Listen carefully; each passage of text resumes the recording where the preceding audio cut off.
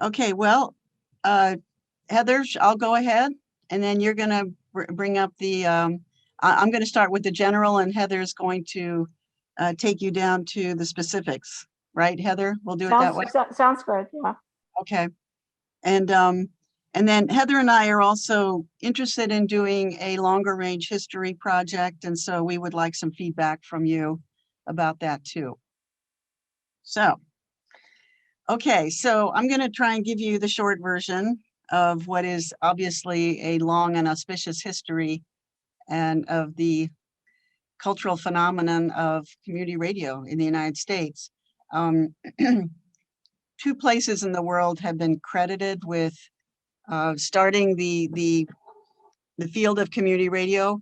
One place is Bolivia, where some strikers, some miners that were striking, kind of hit on the idea of using radio to keep community together while they were on strike.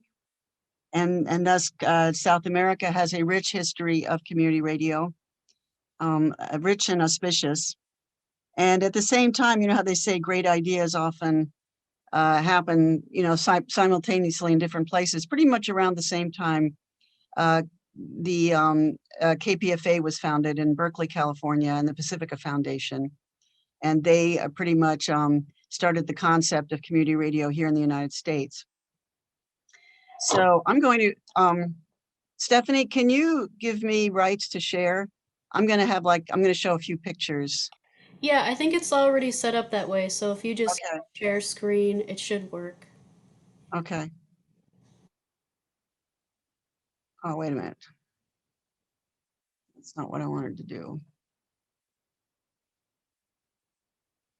Okay. All right. Now, I know that some of you have seen these pictures and know this. And if you have, my apologies, but I'm kind of starting from the beginning. Is that showing up or is that just like really tiny? It's showing up. Okay. Are you seeing my whole screen or just the picture?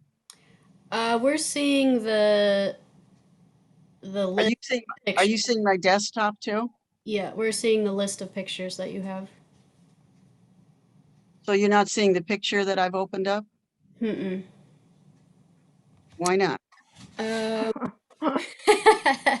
You might have to go out of the share screen and pull up your picture and then go back to it. Really? Yeah, Okay.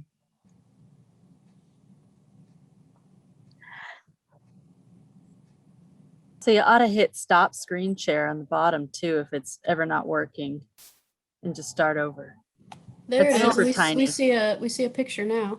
Yeah, he's very small though, right? Yeah, I apologize. Turned out to be a very small picture, but that's because he's way in the past. That's Lou Hill, if you can see him. Oh, wow. That's the founder, really credited to be the founder of community radio. And I'm sorry, I didn't realize it's such a tiny picture of him, but if you Google Lou Hill, this picture will come up pretty much universally. And Lou Hill was part of a group of conscientious objectors. This was in the during the war. It started in, you know, the pacifist movements that started in the United States in the 1930s. He was part of that. He was actually kind of a you know, child of a wealthy family, and because he was a pacifist, he and a group of his friends refused to fight in World War II and spent their time in a detention camp instead, and started a book club. And the book club grew into the idea of doing something that spread pacifism. And that finally manifested after the war in them building KPFA in Berkeley. And that's kind of a long story unto itself. But okay, so wow, these are all tiny pictures. So I'm going to jump over them because, okay. So So now we're back to, we don't see the pictures anymore. right. So okay. So KPFA was opened in 1949. I think the original idea for KPFA was in 1948, with Pacifica being founded as a nonprofit organization. And they finally managed to get on the air in 1949 in Berkeley. And many of you have heard this story. It's kind of a famed story. They literally had to give out radios because nobody was using the FM dial. And so they had to give people radios to hear what they were doing. Essentially, the idea, you know, in the bigger picture of media history, essentially the idea was that the AM dial had, you know, it was kind of, radio had reached a point where people had suddenly realized that there was, they could monetize it. And so the AM dial was really dominated by financial interests. And so the idea of building KPFA was to create a public space on the air. So in so doing, they kind of founded the concept of public radio, which was really only to come later in the 1970s, but it was essentially the idea of a public domain on the air. And so kind of true to form, many of the concepts they came up with, such as listener sponsorship and many other things like that, actually originated from that original plan at KPFA in Berkeley. And it's hard, these days, it's hard to understand how big a thing that was, but it was big in the day. It was, you know, people's heads were exploding that this was possible, and became a magnet for many, many people. So the Pacifica Foundation really started in Berkeley as one radio station. And then over the years, other communities wanted to be part of Pacifica and donated their stations to Pacifica Foundation. So Pacifica Foundation is essentially a basic nonprofit organization like your stations are. It just owns more than one license in more than one community, which were all donated. In KPFK in Los Angeles was donated in 1959. WBAI was donated in 1960. KPFT in 1970, and finally WPFW in 1977. And I used to live in New York, so kind of the famous story in New York was when the WBAI in New York is actually 90.5. No, not 95 point something or other. So it's a commercial frequency. And no, it's 99.5. Okay, my New York head is coming back. It's 99.5. And so it was a commercial station, and the owner of the station decided it should belong to Pacifica. And famously, when he called them to donate the station, they hung up on him because they thought it was a prank.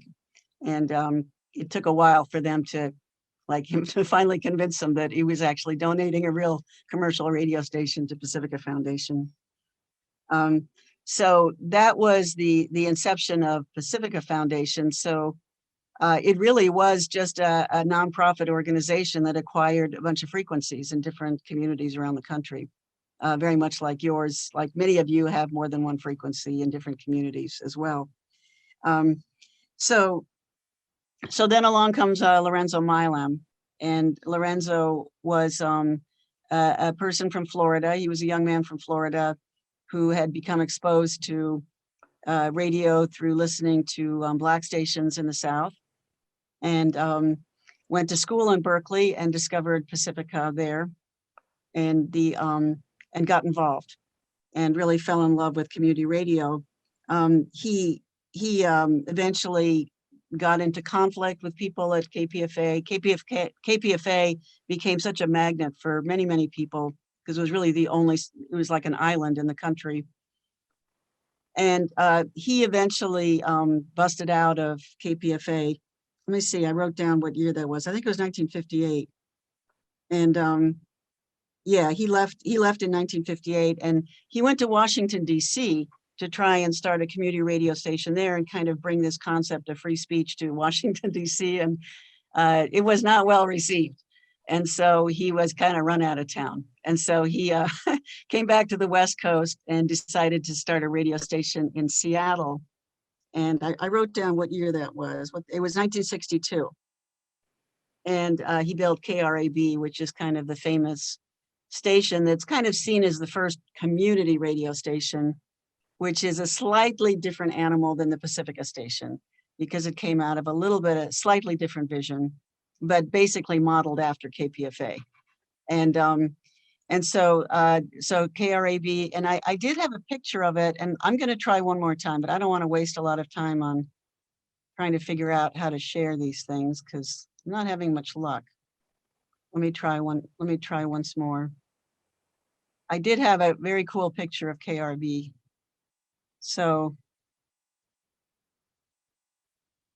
okay. Okay, does that show up?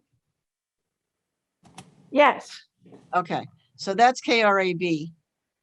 And very elegant place, as you can see. And then he proceeded to, he stayed there for a while. KRAB went under, and it was replaced by what's today the Pacifica affiliate KSER in Seattle. That was kind of its successor. And but Lorenzo moved on, and he went around the country, kind of like Johnny Appleseed, along with Jeremy Landsman, who was his engineer. And Jeremy used to be have a station up in I think it was in Alaska. I think it was Anchorage. I can't remember, which was a Pacifica affiliate. He was part of the network, and it was called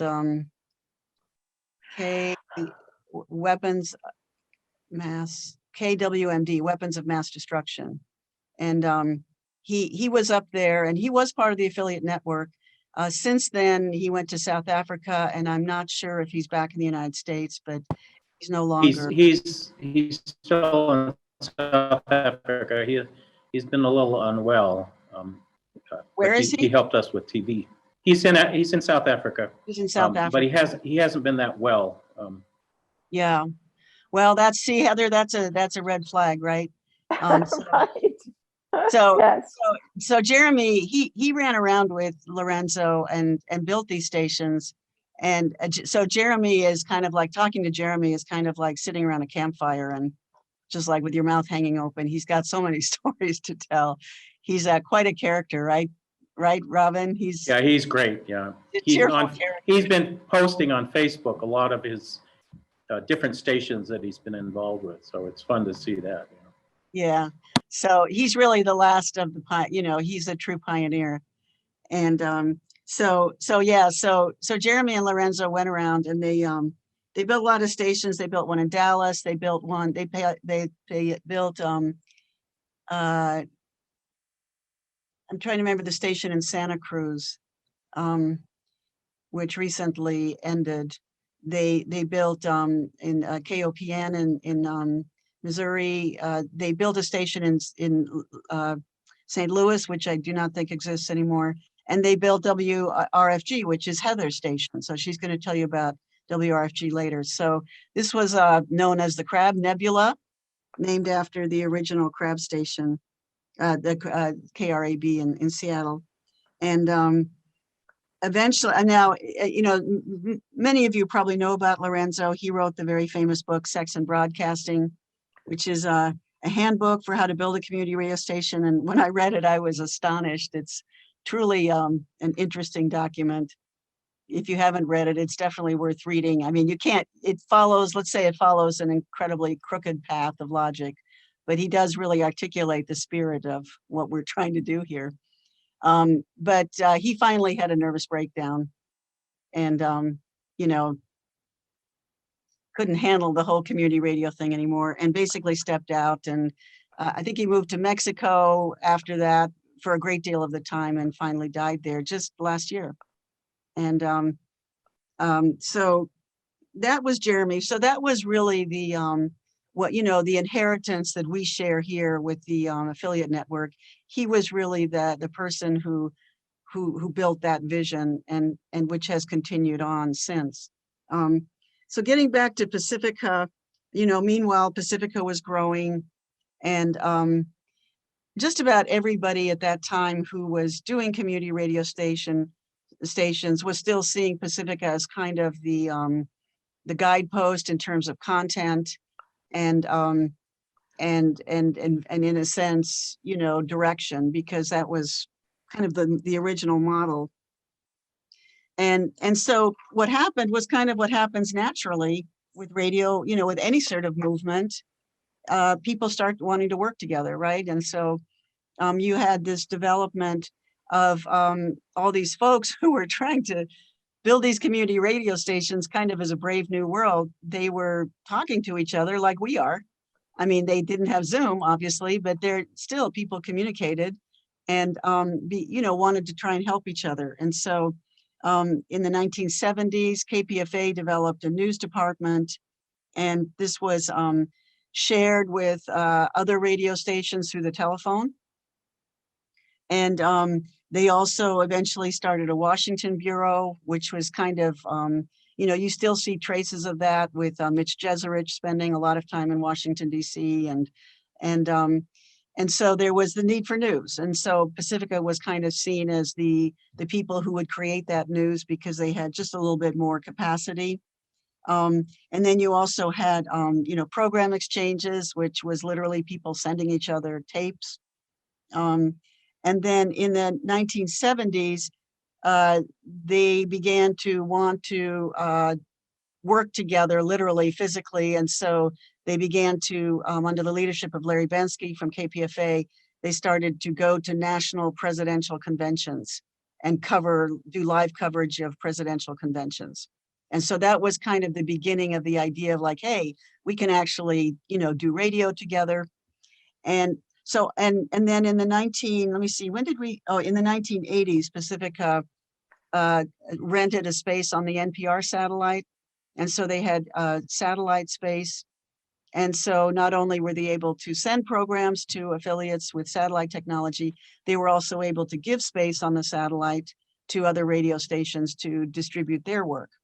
And so what you're hearing, the reason I'm telling you all this is because this is why we exist today, because this was all of this kind of very natural activity that developed for very concrete reasons that became the affiliate program. That's how it started. It was just, people needing to help each other, people wanting to work together because they were all kind of like on little life rafts in a big sea trying to do this kind of media, which was completely different from what was happening, in all of the other media landscape in the United States. And so everything we do today was essentially has its roots in that need of basically a radio movement to people that wanted to work together. So so we still have the basics of that today. We have Pacifica providing some programming that is kind of flagship programming.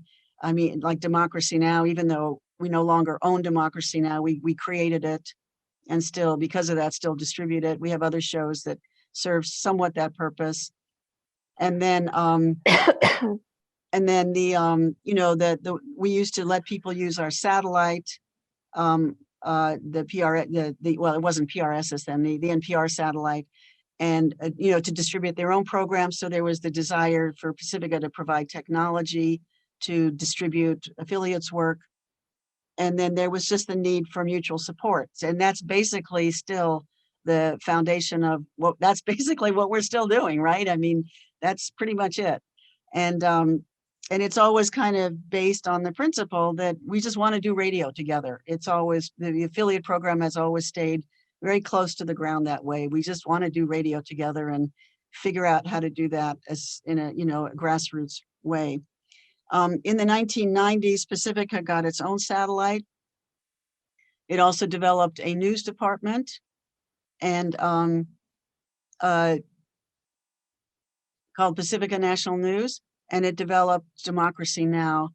A lot of kind of what spurred the idea that we could really provide substantial national program was the hearings, and I'm totally blanking out. What were the hearings that Larry Bansky covered? There's been so many scandals by now. The one, what was it? Iran Conde. Thank you. Thank you. It was the Ron Contra coverage, hearings that became of this really amazing, you know, a big magnet for national attention. And so this idea that Pacifica could create national specials kind of took hold. And so you had these national specials going on. You had Democracy Now! Was developed, and then you had Pacifica National News, and these were all on the KU satellite, which was the satellite Pacifica rented of its own. And so this was in the 1990s, Pacifica began really in earnest to try and build a formal affiliate program. Because up until then, it was all pretty, you know, kind of came and went, but it wasn't clear. You know, there was the program exchange, and the Pacifica Radio Archives kind of took over the program exchange activities, kind of at the same time that the NFCB was created. There was kind of this interest in program exchange. So that out of that, you got a list of stations that could become affiliates. And so we're just kind of trying to figure out, how do we make this like a real thing? And then in the 1990s, they really formalized it and gave out actually free satellite technology to get people to join. I don't know, Matt, were you part of the free satellite exchange program as one? Yeah, I think WERU was part of that originally. And so I think at that point they got it. There was about 60 to 90 stations that became affiliates, or maybe almost 100. And so that became like an affiliate program and was very formalized, and it was located out of Los Angeles, and then moved to Washington, D.C. when Pacifica's headquarters were moved to Washington, D.C. in the late 1990s. And now we're kind of getting into the territory that's known as the Pacifica takeover, where there was, which is a very big story that I won't even try to go into right now, but that was really, you know, how I entered the picture. And with it came some very autocratic and somewhat unfair demands made on affiliates, and that fostered rebellion and the collapse of the affiliate program, along with many other things at Pacifica.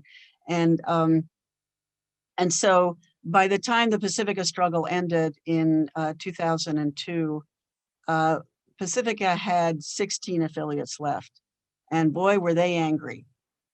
And that's I entered Pacifica Foundation through the struggle. I was an activist who was part of what they called the Pacifica campaign. We were kind of like the Marines of the Pacifica struggle. And after after there was a settlement where the network was kind of returned to to its mission, I think one could say. And eventually out of that, I was hired to figure out what happened with the affiliate program.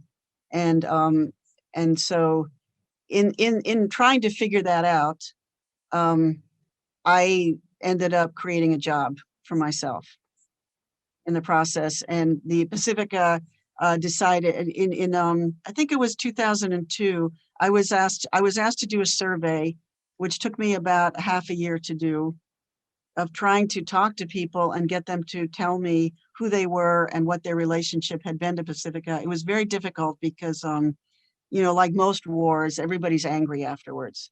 And so people didn't want to talk to me when I said I was from Pacifica. So it was very, very interesting.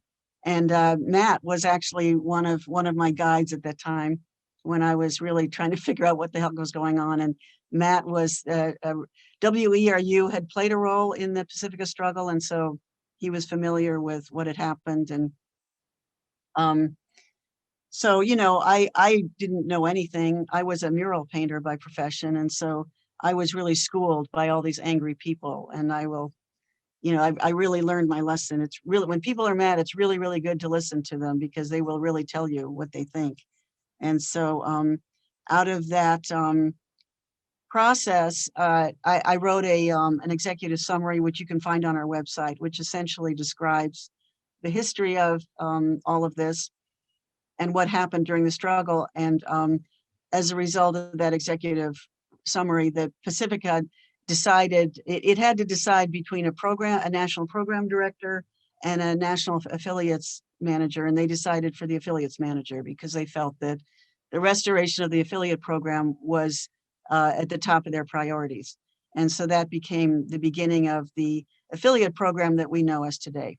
And like I said, you know, the genesis of this was a survey where I got yelled at a lot. It was going to the GRC where I got yelled at a lot, although Joseph did not yell at me. He was one of the first people I met, and he was the first person who signed up for the program again. And so I love Joseph dearly. And at NFCB conferences where I got yelled at a lot. And it was great. I mean, people had a lot to say. And what the program we have today is a result of the feedback we got. And it was very good because of people were so open with their feedback. We were able to build a program that has had tremendous durability because it's based on what people, you know, want and need, and it's really has remained in that area. AudioPort was a conversation between myself, somebody named Dina Colbert, and Norm Stockwell from WRT. We were all pretty drunk sitting in a bar in San Francisco, and he mapped out AudioPort on a paper napkin, and the rest was history. So I guess the point I'm trying to make here is that, you know, what we have today in community radio is really a radio movement. And the relationships we have are so good and so important because they come out of you know, what people naturally wanted to do, which is to work together. When I took this job, I kind of realized really quickly on that I was in a very fortunate position of being able to walk in front of a really magnificent parade that I did not build. So this is really history that built who we are today. So I'm going to try one more time to see if I can just show you a few pictures real quick, and then I'm going to toss it over to Heather. And Stephanie, should I ask about questions? Should we do questions or comments? Sure, why not? Okay, so I'm going to try and go through this really quick because I have some cool pictures. So can you guys see this? This is WRPI. Oh, no, wait a minute. Let me try it again. I think what I'm doing is I'm not hitting share. There You we can go. see, okay, that's WRPI in New York. I just think this is like a really cool picture because this is so, Stephanie said to me the other day, I like seeing pictures from the 1970s because everybody looks so carefree. It's true. And they're always outside. This is also, can you see this? Can you see WYAP? I'm not, are you Yes. seeing? Okay. Yeah. So this is I'm just throwing you some other, I mean, there's so many cool radio stations. This is WYAP in West Virginia. This is an old gas station they're in. I was going to say that looks like an old mobile station. It is. It's an old gas station. They since then have actually moved, but I think this is so super adorable picture. This is some of you may know this. This is WJFF in Jefferson, New York, and they own this waterfall, so they power their own station and then sell some energy from their waterfall. This is somebody we recognize. This was when I went to Upa, California. I met Mr. Orozco himself at his station, which was very cool. So then we enter the area that many of you belong to, which was you know, when low power stations became possible. I think this is WRFN in Nashville. I'm not sure, to be honest. I think it is. This is the beginning of the barn raisings and low power stations, which some of you are, and you're that new generation that has brought in a whole new energy to the field. Another low power station, KHEN in Salida, California. And this was the struggle. This is where I came in. This was a poster that was made for the struggle during the Pacifica struggle. Did you make that? No, I didn't. Actually, a very renowned artist made that. No, I wish I had. It's beautiful. Okay. Oh, and then before I end, just one more thing. I got to show this. This is Bob Fast. Probably most of you have heard Bob Fast actually died last weekend. And he was WBAI. He was really the founder of freeform radio and really changed the way that everybody did radio.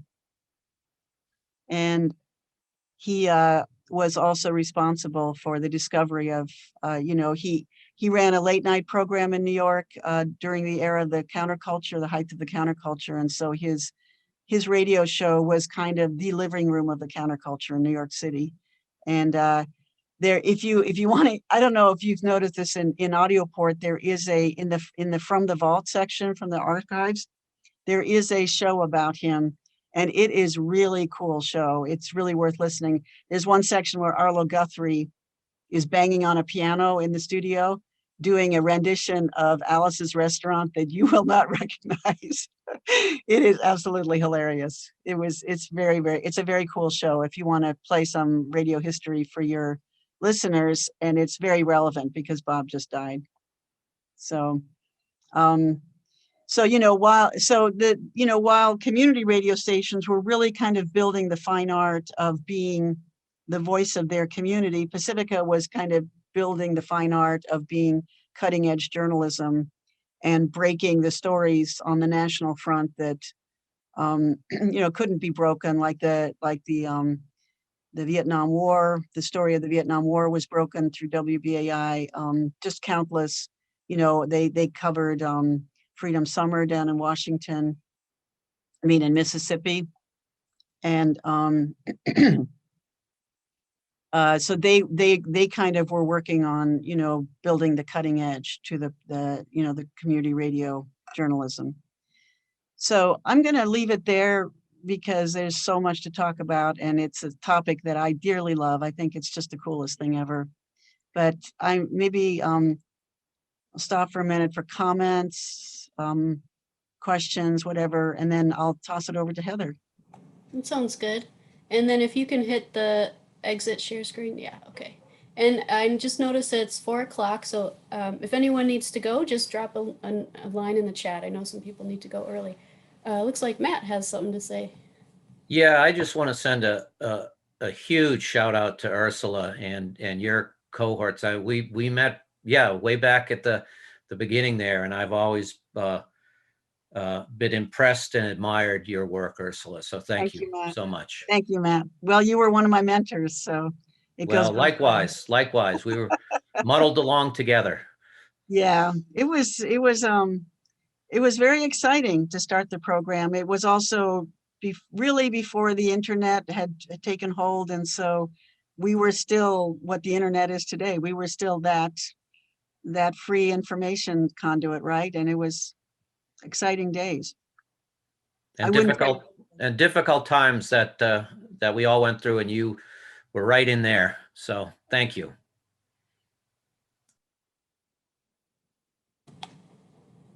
Any other questions or comments? I saw some people clapping. Oh, thank you so much. Thank you for listening. Heather, would you like me to show your pictures before or after you talk? Oh, you're muted, Heather. There you go. Why don't we show them? Why don't we show them in advance? Actually, Ursula, I think that'd be great. Okay, so again, this is WRFG, Radio Free Atlanta, and this was one of the Crab stations. Okay. Just so everyone knows, this was the 37th anniversary party, actually, that WRFG held. These are just some photos from that event. Oh, cool. Is it showing up? Not yet. Okay. It's getting there. All right. Now it should, right? There we go. The WRFG. Yeah.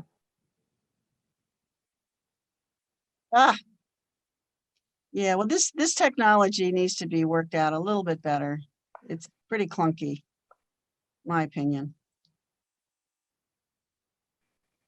Okay. Now? You see it? Nope. I think it's loading. Oh. It's usually a delay. There you go. Okay.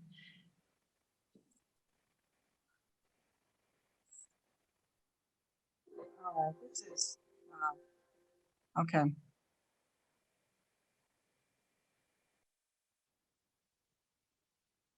Is that showing up? Just give Not yet. No. This is really. there.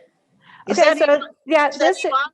no, this is not Ivan Dooley. This is Wanique Shabazz, who's WRG's operations director. Yeah, Right, that's Wanique. That's right. Oh my that's God. Wanique. Yeah, that's so great. Right, that's Wanique. Yeah, our WRFG has the best names ever. Wanique Shabazz, Ivan Yeah. Dooley. Yeah. Oh, come on, seriously? This is so clunky. Well, if we, okay, just maybe show Hey, just a Ursula? couple more. Yeah, yeah, Try right clicking and see if there's a slideshow option. okay, Just right click on any of the photos. okay. It doesn't respond to right clicking. Oh, shoot. It won't let you do a series, which is really, Yeah, that's what I thought I would yeah. help you with. Sorry. I guess I have to figure out a way to.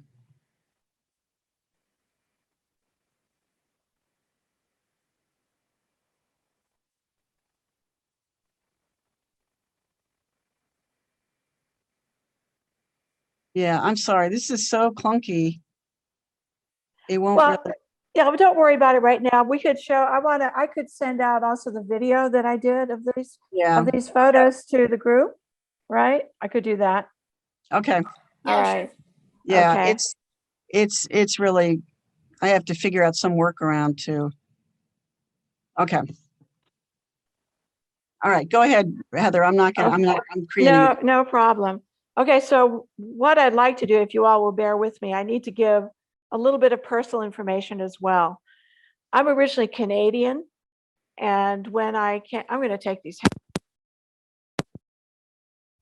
So I'm originally Canadian. I'm from Alberta, and I came down to Atlanta when I was very young, actually in the 1950s. And so my father was to teach at Emory University, and I woke up on the Emory campus. I looked out the window, and I saw this exquisitely beautiful Black woman. She was wearing these beautiful clothes, and she walked with such grace. And I had never, as a child in Canada, in Western Canada, seen anybody Black before. She is what I call my burning bush. She just sort of led to my ultimate work altogether, because it didn't take me long to realize that Black folks were treated differently. And I thought, what the hell is going on here? So, and I began, my whole growing up experience was that. So it led to me, ultimately, I worked for Coretta Scott King in the 1980s on her nonviolent program. Most of my work actually has been with Black farmers across the South. But then for a while, and I've been fortunate to live in other countries as well. I married an Australian, so I was living in Australia for a while. And my husband got a job for a while that was in the Philippines. In the 1980s, I was in the Philippines for a brief while, and I was writing to friends in Atlanta about my experiences in the Philippines, which was, I'm not going to go into the details about that, but when I came back, a friend of mine who was the head of the producer of the labor program on WRFG, Gary Washington was his name. He passed a few years ago, actually. But Gary said, Heather, you had to have a program on WRFG. Nobody's talking about the Philippines. And that began my journey. So I started I've been doing a program ever since then. I have what's called the Just Peace program, which is basically addressing civil and human rights issues. I do all kinds of interviews with people in Atlanta, in the South, and all over the country, actually, all over the world for that matter. I've been blessed to do that. But I wanted to look at the history of community radio altogether. And it's just such a fascinating tale. So the founder of our station at WRG is Harlan Joy. And he was involved in civil rights issues in the 1960s and up in New York in the 1960s. And he heard WBAI And he was so inspired by this. And he decided, no, we have to have a program like this. We have to have a station like this in Atlanta. So when he came back to Atlanta, he started working with some of the civil rights organizers he knew in the city. They started forming a coalition of folks and to establish a station, a community radio station in Atlanta. Radio Free Georgia, it is, WRFG. And Ursula was talking about Landsman and Milam coming or helping with radio stations. And yes, they came and helped us create the station. Harlan, I've done interviews with Harlan. I'd love to share that interview with everyone at some point. But they discovered a transmitter somewhere in the Midwest when we were trying to establish the station in the early 1970s. We went on the air in 1972. And they went out to the Midwest to bring this transmitter that was in a barn somewhere, and they had to take all the hay out of it and so forth. Anyway, that was the start, right?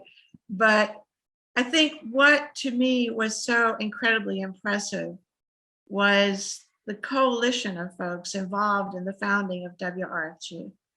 Because this was in the early 1970s. Now, Dr. King, as you know, had been killed in 1968, and Atlanta is just filled with all kinds of folks who were certainly working with Dr. King, but involved in the civil rights movement altogether. And a lot of them started working with us as we were wanting to establish a media entity that actually would serve as the voice of the people. And so we had John Lewis was working with us. We had Julian Bond. We had all kinds of folks who were working on housing issues. We had people who were involved with the Great Speckled Bird, which was considered one of the best left-wing publications in the city of Atlanta. It was just remarkable. I knew a lot of these folks ultimately, but I was not involved actually with the founding of the station in the early 1970s. In fact, I was out of the country at that point. But just learning about this history is for me just incredibly inspirational. So we finally went on the air, and as you all would expect in a city like Atlanta and in the South that was, or has always been engaged one way or the other in civil rights activities, the authorities in Atlanta did not appreciate us at all, right? So we had issues with the Atlanta Police Department. We had all kinds of things that we had to deal with to adequately remain on the air, but we were able to do it all these many years. In fact, in a couple of years, we're going into our 50th anniversary of being on the air.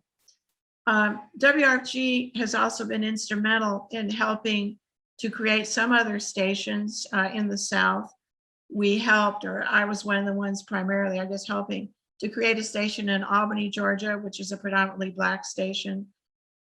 You all might know of Shirley Sherrod and Charles Sherrod, who played a leading role in the civil rights movement in the Albany area. Actually, they are the leaders of that station in Albany.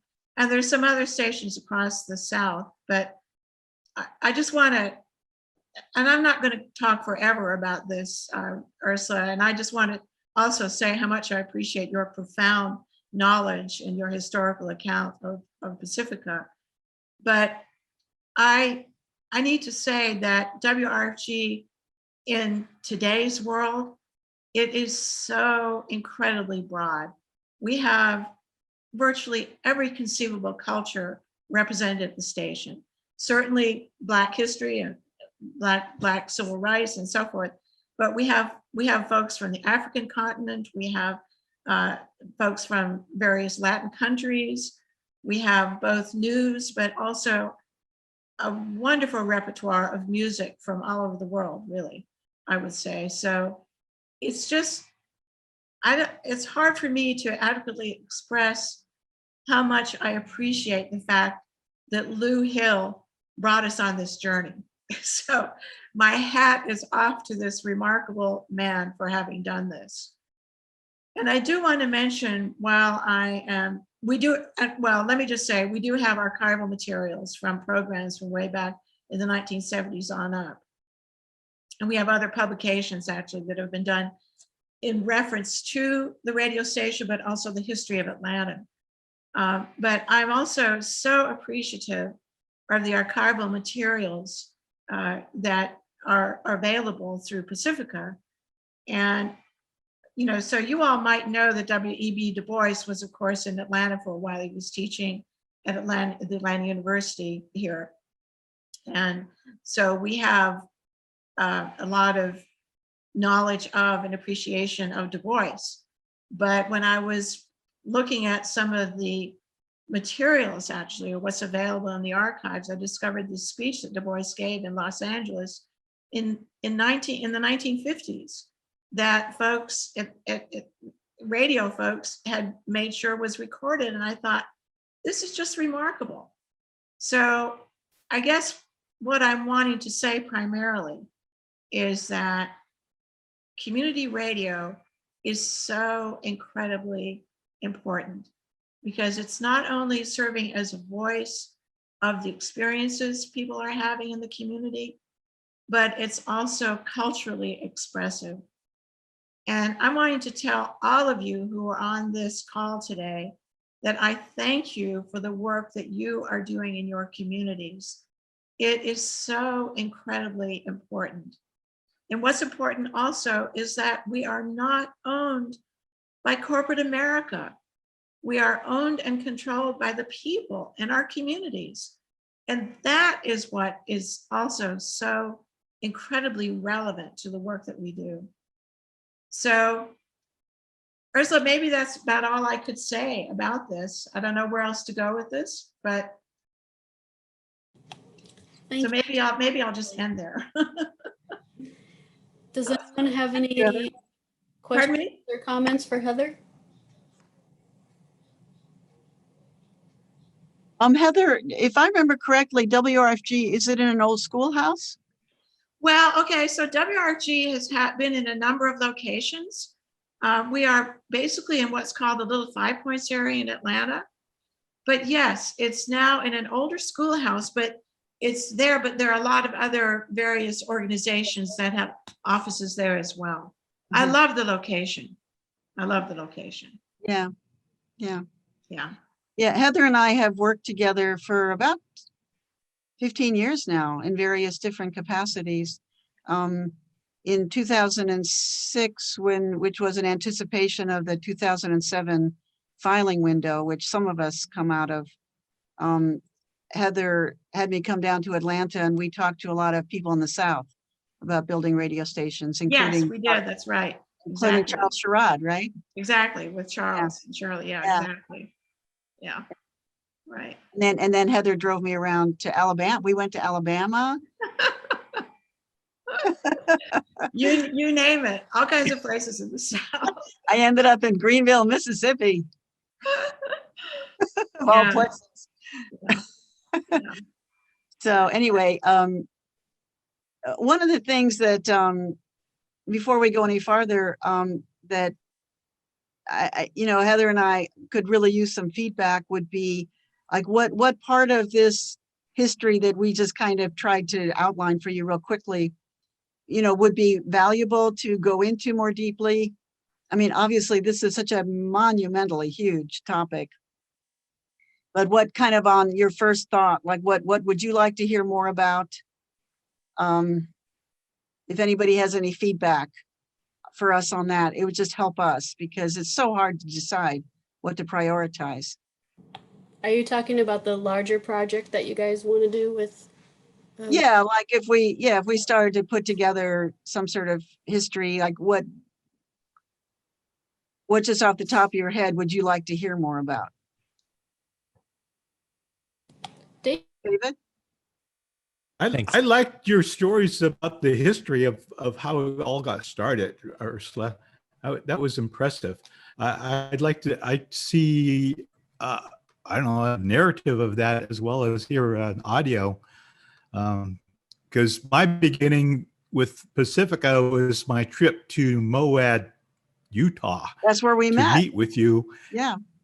Yep, that's where we met, and it took me 2 days to get there. Me and my wife, and we had a great time. It was the grassroots radio conference. It's the first one, and that's where we met, and that's where I signed up. And I've been with you guys ever since then. I'm really glad that we are, and I wish we had the rest of the native stations, they're the ones that need to hear this too, because this talk about grassroots, we need to buy in or unite in this whole effort, because there's just not enough of us native stations in the Pacifica network right now. We got a lot of programs, but they're not necessarily from the native stations. I think there's 3 or 4 native stations in the network. Yeah. Ursula, I just want to add one other thing that I meant to say, if you don't mind. Oh, of course. Go ahead. And it's that I just wanted to tell everyone also that when WRG first went on the air, that it was for quite a few folks who were involved in the process. It was the first time that whites and blacks actually were able to come together. The first time that some of the organizers had I think shakes someone's left hands some with computer somebody sounds white or coming black. through. It was really unique in that sense. And it's stayed that way. It's very unique for an organization in Atlanta and the South altogether. So I just wanted to mention that.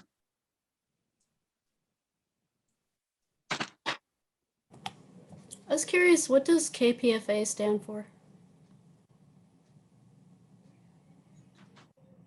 Well, P is Pacifica, F is Foundation. I don't know what the A stands for. Nobody knows what WBAI stands for. Everybody's got a different interpretation. Some of them not very nice. Yeah, I mean, all of the Pacifica stations have PF in them for Pacifica Foundation. Yeah. That makes sense. Yeah. Thank you for the feedback. Does anybody else have some feedback? I really, it's hard to know where to start with all this. I especially like to hear the stories of the connection of the people, like you and Joseph getting together, and you and Heather, sort of almost like a family tree of how all these stations are related would just be awesome. And I also concur. I think, Joseph said audio from some of these original stations. I know we can get it off of Audio Port at the archives, but it would be neat to have just a sort of a string of audio clips together would be really fun. Yeah, it would. Yeah, Hey, when I Mike. was, I'm sorry, go ahead. IDs from affiliate Yeah. stations. Yeah. I think in the first year that I was doing my job, or the second year, some of you may know Bear Glauberman. She's at KMUD in California, in Redway. I went out to KMUD and we took what we called the 3 Bears trip, because California's a bear. Bear's name was Bear, and Ursula means bear. And we drove around California, and we went to see Joseph. We went to Hoopa, the beautiful valley, Hoopa Valley, and visited Joseph at his station. And we went to Chico, and sat in a hot tub in Bobby Tryan's backyard and saw KZFR. And so that, so I met a lot of the California stations that way. KVMR, and we went to KVMR, and they became an affiliate at that point. And KUSP down in Santa Cruz, which was the other crab station, which unfortunately doesn't exist anymore. So, Marcus has his hand raised. oh, okay, cool. Kind of like similar to what David had asked, but more so to do, I guess, with the how you went about rebuilding, or like bringing Pacifica back to where it once was. Oh, well, I wish we could say that. It never has fully recovered from Right. the attack, but we could definitely, I mean, the affiliate program actually, it was a blessing in disguise for the affiliate program, because the affiliate, this was really the first time the program was successful. And it seems to have really, it seems to have landed. So that story is fantastic. because of just all the work that went into it. Yeah. And, you know, but yeah, okay, I hear you. Yeah, it's been quite a story since the struggle. This is Heather. I also want to mention just a couple of other things too. I keep thinking of things that I wanted to mention. I did want to say that the first station manager at WRFG was Tim Hayes, who had just stepped down as a member of the Black Panther Party, actually. So he was our first station manager. But the other thing that I think is important for us to realize that what we were able to do in America, providing a voice for the people, actually, has been a model that's gone into Africa and other countries as well. So I think it's important that we understand that impact, which is significant. So thank you. I just wanted to mention that also. Yeah, and it does need to be said that, I mean, since we're talking about the history of community radio is happening in the rest of the world. In fact, it's very, very widespread, and it's a growing movement in many, many countries, except for very few countries where you really have autocratic governments that will not allow it. And I was very, very fortunate. I got to go to the AMARC used to be the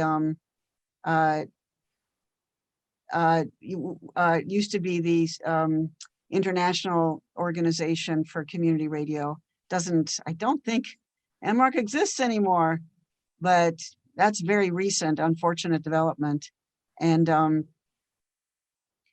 so I was able to go to their conference in Argentina, and it was really, it's really tragic that it's not happening anymore, because as an American, it was really an eye-opening experience to see, you know, that people around the world are literally willing to put their lives on the line to have community radio. You know, we're so lucky to have the First Amendment, and many countries don't. And it's just really incredible what people are doing, the tangible way that they live community radio. So it is not just an American phenomenon. It is definitely happening all over the world. And interestingly, AMARC would not recognize North America, though, as a region, because we were the imperialists, and so they punished us by not recognizing us as a region. So that was kind of interesting. And but it was very, very interesting. And you know, one of the really wonderful things that I remember was that there was this one guy at the conference that nobody would talk up to, and he was like very kind of a gray, ashen, miserable person. And I kept asking people, "Who is that?" And he was from what's the country that the Arab Spring started with? Tunisia? Am I right about that? Tunisia, right? He was from Tunisia. And they said, well, you know, he's from Tunisia, and we all think that he's like a spy. So it's really interesting. So I was going around interviewing people. So I thought, well, let me talk to this guy. So I interviewed him, and I said, what are you doing? And he was like, well, you know, I'm a Tunisian, and I want a community radio station, you know. And there was like completely autocratic government, no chance of anything like that in Tunisia.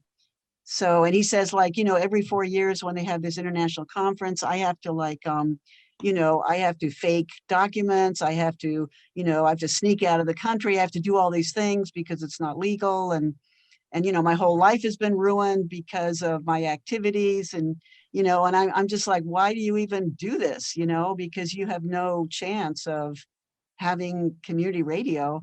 And he's just like, well, this is what I want. Right. And so, you know, 1 or 2 years after, I think it was about 2 years after I went to this conference, you had the Arab Spring, right? And I was like, just about 3 years ago, I was driving in the car here in Iowa, and NPR is doing a story on Tunisia, and they're interviewing somebody who has a community radio station in Tunisia, and it's my guy. Wow. And I'm like, I know that guy. He got his community radio station. So, you know, it's just unbelievable that all those years he just saw it, and he finally like He saw it, he dreamed it, and he got it. I don't know what's happened to him story. since. But I was just like, damn, he's got it, you know? So anyway, it is an international movement, you know, all over Asia, South America. It's incredible. In Argentina, you know, there was like maybe 10 community radio stations in Buenos Aires alone, and they all had like restaurants in their stations, and it was, you know, very hot. So anyway, See, Mercedes has her hand raised. okay. Wanted to ask you if you edit Wikipedia, because I am looking at your Wikipedia page for Pacifica Network, and it says it was updated last month, and it's much bigger than KZFR's. And KZFR, we've been wanting to do upload our history, interviewing a bunch of people while we still have them, because a lot of folks are passing on pretty rapidly from our founding. And so we're trying to capture that. But I saw that it seems kind of detailed. But is that a project of your station, or is that people in the community that are going on there and adding things? Because it was updated last month. Stephanie, do you know anything about that?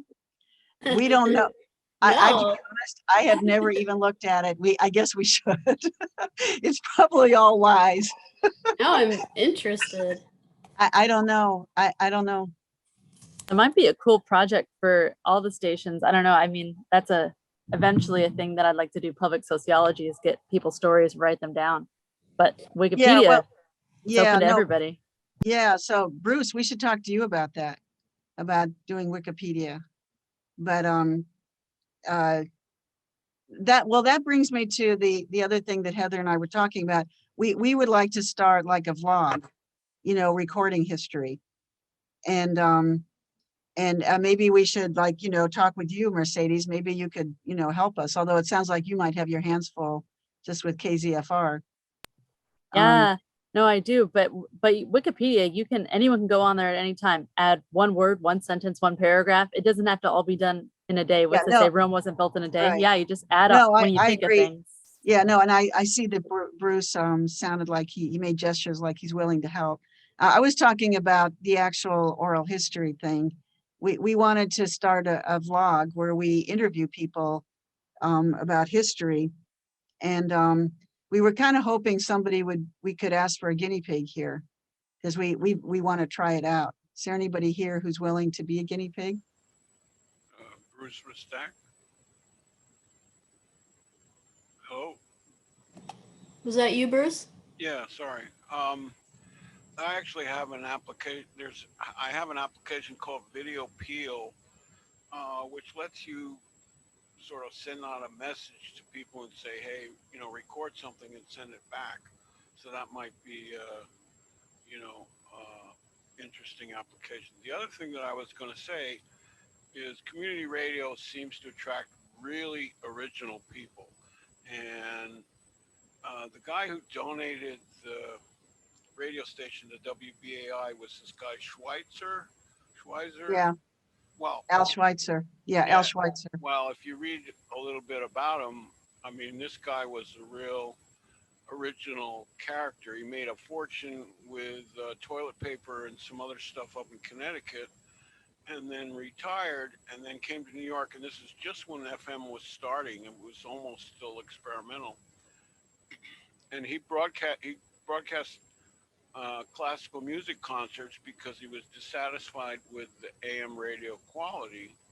And he married an actress, so he bought her a theater. So she had a theater, and he had a guy that used to drive him around in a taxi, and he didn't want to have to call and wait for the taxi, so he hired the guy so he would always be around. I mean, this guy was a real character, and he donated the station, the frequency, and I think a year's worth of salary or whatever. But I mean, he's kind of an really interesting character, and he was like not content. He was unhappy with commercial radio, even broadcast United Nations conferences. He would put United Nations on the radio. He was a really interesting guy.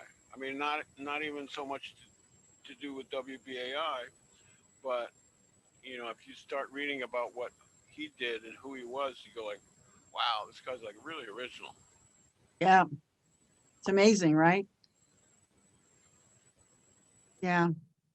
We all need one of those. We all need an Al Schweitzer in our lives.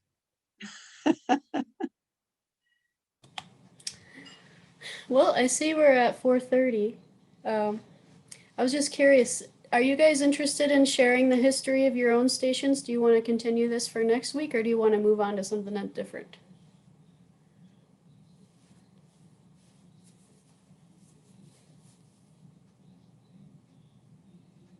I think it would be awesome to hear some history of stations. Okay, cool. Well, let's keep it going then. We'll just keep it going. Well, you probably have to figure out, you probably have to sign somebody to it, right? I could talk about WDRT. Yeah, okay, great. Maybe Great. not everyone feels comfortable, knows enough about their own station, or Elizabeth sounds like she would. Okay, fantastic. Okay. Cool. Okay, probably have enough people then. Okay. Awesome. Well, thank you guys for a wonderful presentation. Yeah, thank you. Thank you for listening. Thanks, everyone. It was great. Thank you. Thank you very much. It was wonderful, wonderful to hear all of this. Thank you so very much. Really interesting. Yeah. Thank you. And I think that it'll be nice to share this on our website too. I think people will like it. So, yeah. All right. Well, thanks everybody. Always good to see you. Are you still there? Bye. What's that, Ursula? Joseph still there? Joseph? Yeah, he's still there. Oh, there he is. He's got a heartbeat. So Joseph, can we pick on you as our first guinea pig? Because you're kind of retiring. So you're kind of one of these people we want to catch. Well, I'm still around. Well, that's a good thing. Yeah, let's talk offline for a while. Okay. Okay. Well, we'll approach you and see Yeah, if we I can. was at the beginning of this station too. That's the thing. Yeah. So we kind of want to wrestle you to the ground Okay. here. Okay. Thank you so much, Heather. Oh, no, Yeah, that's thank how I you, got on the Ursula. Pacifica board too. What? I did. I thought. He said Joseph- that's how we got on the Pacifica board too. Oh, right. Yeah. Yeah. Okay. Okay. Well, thank you again, and You and Bear. I was. So Bruce, maybe maybe that's, you had said you were you might have some time to volunteer, right? So I'm wondering if maybe we should do this Wikipedia. She's right. We should really do Wikipedia.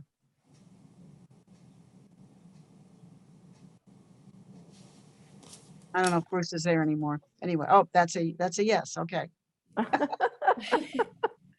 Learning the technology. Zoom is interesting. Okay. Thank you.